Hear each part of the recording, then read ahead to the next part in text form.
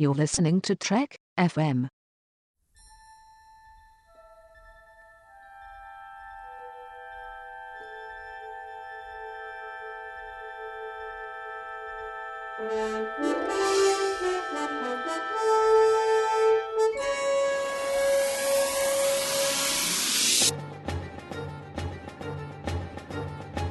Hello and welcome to day 356 of the 50th anniversary of Star Trek, the Rewatch, where we watch and review all episodes of Star Trek. I'm Tony Robinson, and with me is Suzanne Williamson. We're going to be looking at two episodes of Voyager. The first episode we're looking at is Nightingale, and in this episode Harry Kim gets a chance at commanding a ship, in this case the Delta Flyer, on a mission. Will it go right for Harry? Will it go wrong? We'll find out. What were your thoughts on this episode, Suzanne? There are parts of the episode I liked, parts I didn't like. I really enjoyed seeing Voyager on the ground, being fixed up, people walking the hull. You know, a lot of people say, oh, Voyager is just awful because they have all this damage, but then the next week everything's fine. Well, here they are fixing it. They're fixing the damage. So, in your face, haters, in your face. Yeah. If I remember correctly, there were microfractures in the warp core, or the microfractures in the warp drive, or something like that. Or in the nacelles. There were some kind of fractures somewhere. Nacelles. Yeah.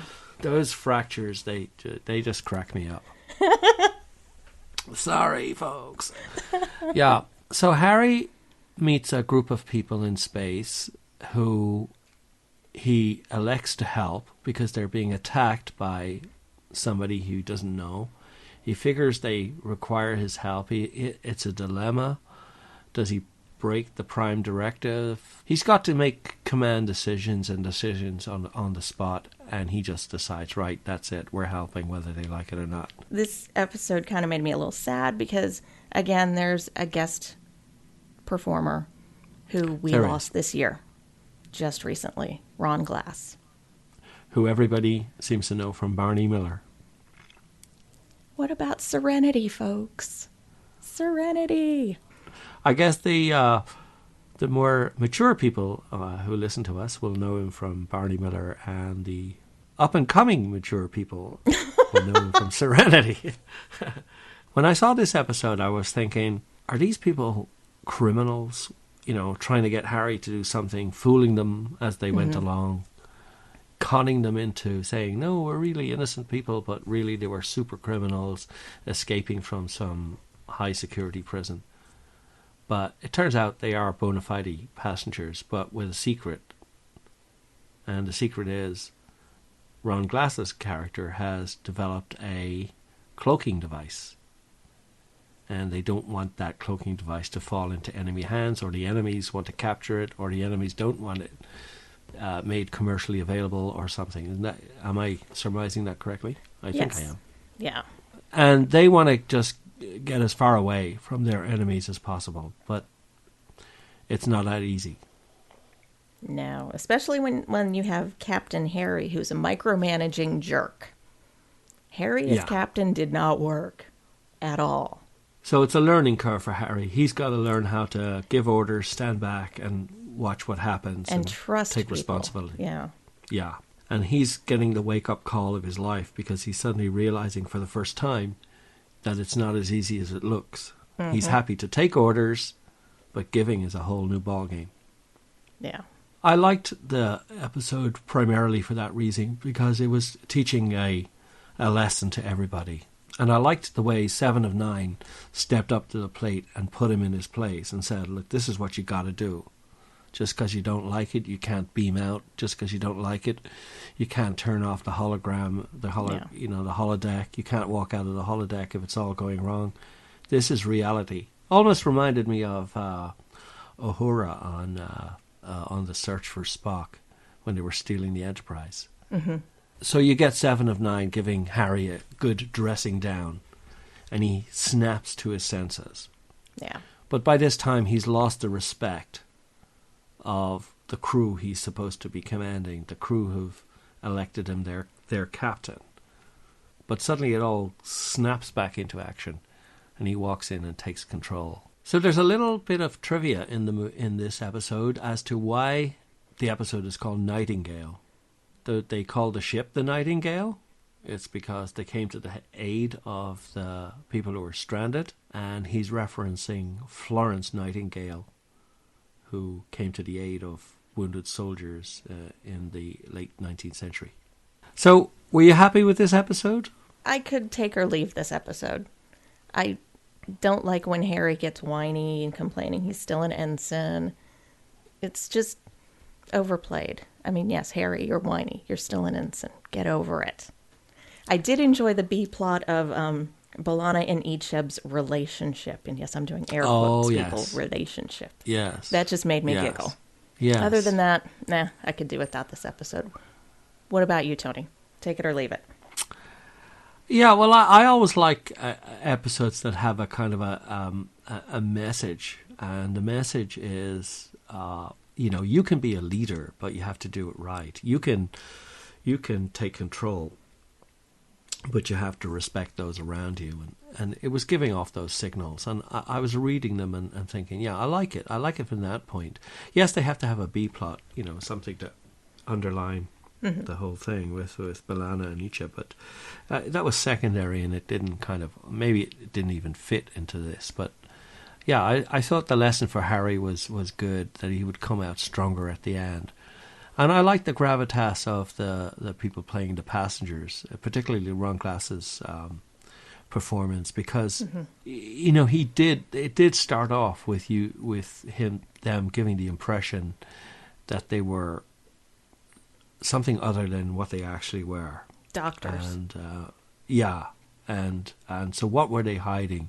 And as it gradually unfolded, it sort of came out good, and I liked it. It wasn't a bad thing. They weren't doing a bad thing. So I liked that. So yeah, it was a very interesting episode. I liked it. Well, that brings us neatly on as we segue into the next episode, Flesh and Blood. And this is a crammed into one episode, actually a two-parter episode, Flesh and Blood's part 1 and 2. But in this series, the Hirogen appear. And the Hirogen are hunting for somebody they can't quite see. And for some reason, we're looking at Starfleet officers running from them or hiding from them or trying to lead them into a trap, and they get killed. And it transpires that what's happened is the antagonists that the Hirogen are pursuing are actually holograms. But they've been super hologramized in the sense that they've been upgraded and they can now think freely, and the safeties are off, and they are far more violent and far more aggressive than even the Hirogen can handle. And it's getting out of control, and the Hirogen are losing their personnel, and it's literally a fight to the death. Transpires that all this has come about because way back, Captain Janeway gave some Starfleet technology to the Hirogen, and they've developed it into something other than what it was designed to do, and it's all going horribly wrong. And now they have to straighten the mess out at the cost of the deaths of more Hirogen, possibly the deaths of some of Voyager's crew, and the Doctor himself. He gets morally bound up in the plight of these hollow creatures or hollow people. Well, did this entertain you up to this point, or? Up to this point, yes, I was very excited. We get to see the repercussions of Janeway giving out hollow technology to the Hirogens, which shows continuity, which is, again, something that people say Voyager doesn't have. So, again, in your face, haters, in your face. Well, I guess, as I mentioned on one of our episodes the other day, they're coming to the end of the season, and it's like they're clearing up some unanswered questions. What happened when those guys did this and whatever. So they're very gently doing it in this episode, and yeah, they gave some technology away, and it's all gone horribly wrong. As we move through the episodes, the Doctor is captured or invited on board to try and undo or help the hologram people understand who they are, or no, in fact, they capture him, don't they, and then try to persuade him to stay because he's a doctor. because their programs are breaking down and they need some help to keep going, which they get. But then he's a doctor, not an engineer. Yes, yes, I was going to come to that. So he gets to do one of the most famous lines in Star Trek. Yes. Damn it. If only there had been a character on there called Jim, they could have completed the circle. Yeah, they could have just renamed Iden Jim.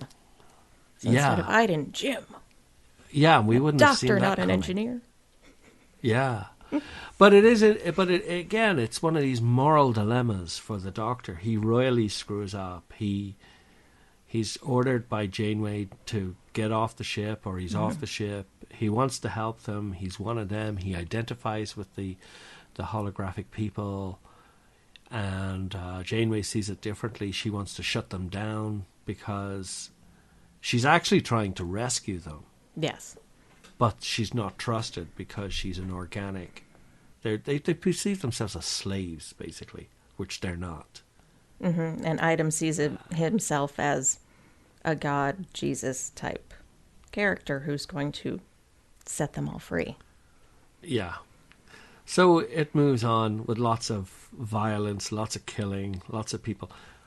I think somebody asked, it's interesting that when you go up against a holograph, they've got this amazing ability to depolarize and repolarize in a split second. I want to be able to do that. So when somebody shoots at you, you go, meh, missed. I like this episode primarily because I like episodes with action. Sometimes I hate the ones where everyone sits around and just talks or discusses some issue or something. So I love it when it just gets down to cowboy and Indian stuff, to the basics of television, where people are running around shooting at each other and there's the good guys and the bad guys. But for me, that was what made it exciting. Yeah. For you? I did enjoy the episode. I really think that they could have pared it down and just made it one single episode instead of 2 parts, just because it seemed to drag for me in a few places. But other than that, it was pretty enjoyable. Doctor-centric episodes are usually really good, and this one was definitely one of those. Okay, well, we're running out of time here, so let's give the good people a chance to catch up on the episode, and we'll get off the air. So, Suzanne, before we go, where can you be found on the network? You can find me on the Babel Conference, lurking about. You can also find me on Trek FM, on To the Journey, talking more Voyager with my co-hosts Zachary and Kay. And then on Twitter, you can find me at KJaneway8. That's the letter K, Janeway, and the number 8. And where can folks find you at, Tony? Well, I do contribute to the Babel Conference, so whenever there's a subject that comes up that gets me or gets my goat, I normally want to contribute, so that's great. So you could find me on the Babel Conference. But I do have my own podcast that I occasionally put up there, and that can be found at stwn.uk, StarTrekWeeklyNews.uk. And if anyone cares to look at that, that's great. It's a little bit behind, but there's some interesting stuff on there. Right, so we are good to say goodbye to the listeners, and we'll see you guys tomorrow